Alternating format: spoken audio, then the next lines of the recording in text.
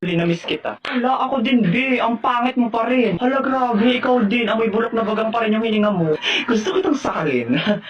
Ay, hala, be. Tingnan mo yun, oh. Di ba yun yung nagyabang sa GC na nagbakasyon daw siya sa ibang bansa? Oo, kilala ko yan. Pero isang linggo lang naman siya dun, eh. Hey, you two. What you are see? Ano daw? Oh, sorry. I forgot myself. You two don't understanding what to say to me because your English is disappear. Be, nahihilo ako. Kailangan ako makasapak ng bobo. Nga lang akong bahala. Hoy, ang kapal ang mukha nito, pa English ka pa, ay mali-mali rin naman sinasabi mo. Saka isang linggo ka lang naman nag-stay sa ibang bansa, pa ganyan-ganyan ka na, ay mukha ka pa rin naman talangka. What? Talangka? Talangka? Ay kung hampasin kaya kita ng talangka para matawan ka. Well, it's nothing anymore my problem. I mean, mathematical equation that I don't understanding to say what you to me. You too dead hungry. Hoy, yung totoo, nag-a-addict ka ba o natukhang ka sa ibang bansa? Huh?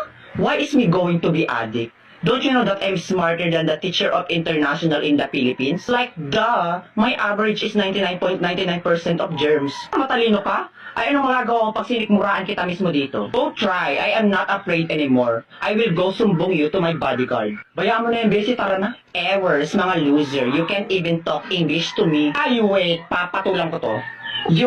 You little bulwak na inidoro, you're making me irritate to the functionality of my brain that can sampal you little bigger booger that the size of your booger is 200% kilometer per hour with bacteria. Now B, it's your turn.